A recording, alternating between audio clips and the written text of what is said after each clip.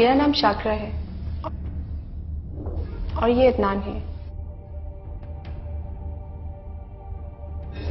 किराए के इस मकान पर अदनान ने मेरा नाम लिखा था।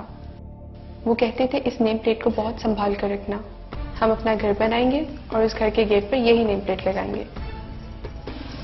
अदनान भी किसी शेख चिल्ली से कम न थे। अदनान मुझे बहुत चाहते थे, अपनी जान से भी ज्यादा।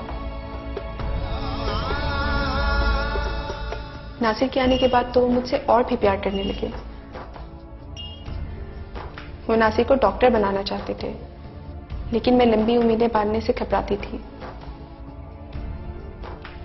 मैंने तो अदनान को आज तक ये नहीं बताया कि वो मेरे लिए कितने अहम हैं। डरती हूं कि हमें मेरी ही नजर न लग जाए। मुझे तो शहजादी बनाकर रखा था।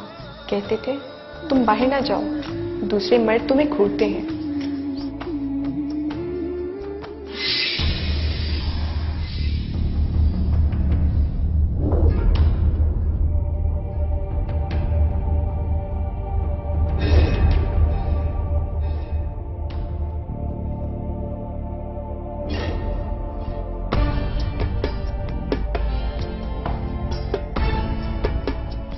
कितनी अजीब बात है कि जिस मंजर से हम डरते हैं उस मंजर का सामना हमें जरूर करना पड़ता है। ऐसा क्यों होता है? मेरी जिंदगी में एक ऐसा जुम्मे का दिन आया जो मैं कभी नहीं भुला सकती। अदनान तैयार होकर जुम्मे की नमाज पढ़ने निकले। उस वक्त मैं भी मुसलमान थी, जाए नमाज पर इबादत कर रही थी और अचानक हमारी दुनिया ही बदल गई।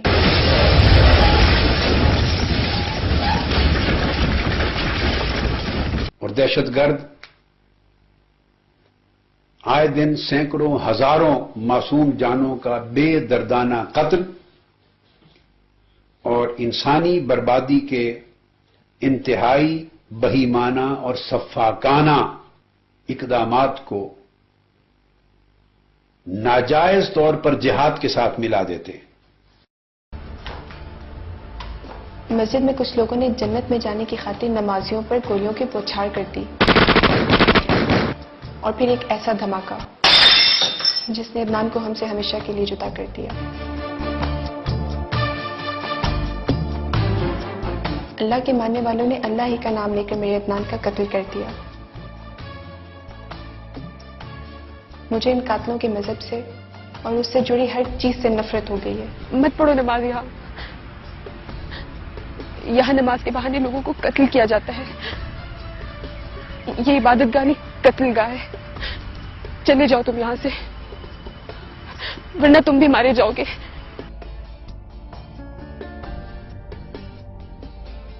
पहले मैंने सोचा कि सब कुछ खत्म कर दूं, लेकिन इस मासूम जान को कैसे मार दूं?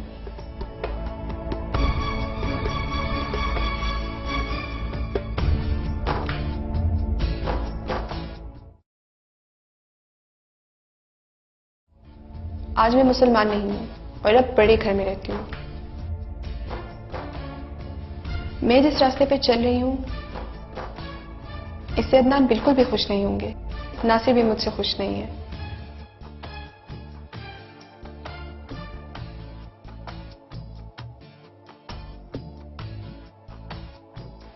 मैं नासिर को कैसे समझाऊं कि हमें इस जहन्नुम में डालने वाले वही जन्नती लोग हैं जिन्होंने हमारे सारे ख्वाबों को रोंद कर रख दिया। मम्मा ये कौन थे? मैंने कहा था ना मुझसे ऐसे सवाल ना पूछा करो। ये अंकल थे, हमारे साथ जहन्नुम में होंगे। मम्मा पापा कहते थे जहन्नुम बुरी जगह है, वहाँ पे आग होती है और शैतान होते हैं, मुझे जन्नत में जाना है। खबरदार जो जन्नत में जाने की बात की, वहाँ सारे दहशतगर्द होते हैं। तुम्हारे पापा के कातिल भी वही होंगे। हम जहन्नुम में जाएंगे। कल जो अंकल आए थे वो भी हमारे साथ होंगे। कल? हाँ। लेकिन उन्होंने आपको इतना मारा था।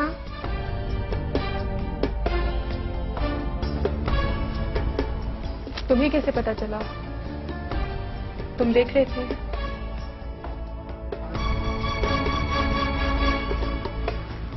बेटा अब यहां कोई नहीं आएगा। मामा को आज जरूरी काम है। आज रात को आपको अकेला सोना होगा। मैं सुबह आ जाऊंगी।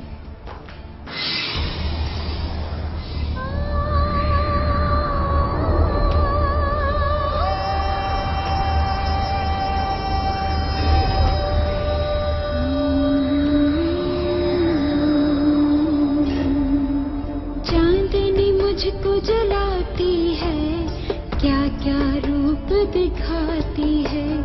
मुझ पे भी तो साए थे, सुख भी मैंने पाए थे।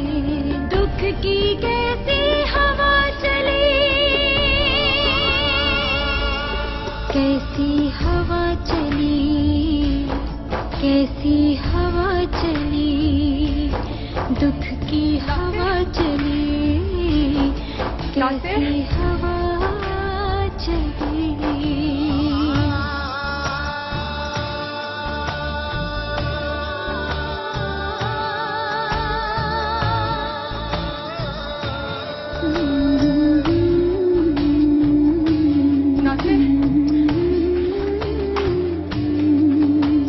खुशियाँ जब भी आना चाहे, छूकर मुझको सब छुप जाएं।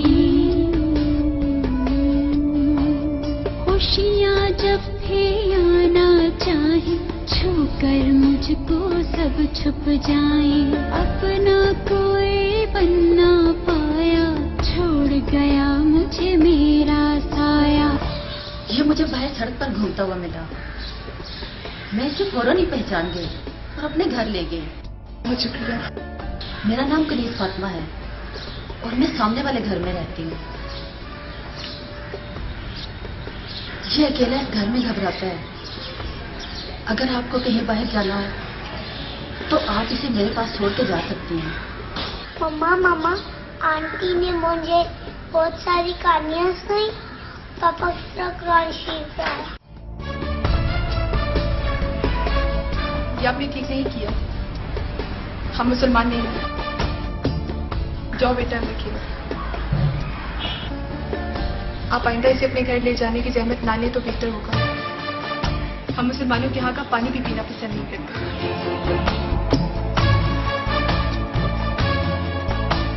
और पूरे आलम इस्लाम के नौजवान एतिकादी, फिक्री, इल्मी और अमली लिहाज से मुतजलजल हो रहे हैं और ज़हनी इंतशार का शिकार हैं।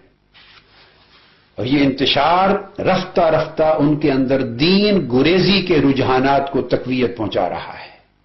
कहीं सी बातें हैं सारी रात अधूरी नींदों में। अनकही सी बातें हैं सारी रात अधूरी नींदों में। दिन गुजरे तो याद करूं मैं बात अधूरी नींदों में। दुनिया मुझको छोड़ चली, कैसी हवा चली, दुख की हवा चली, कैसी हवा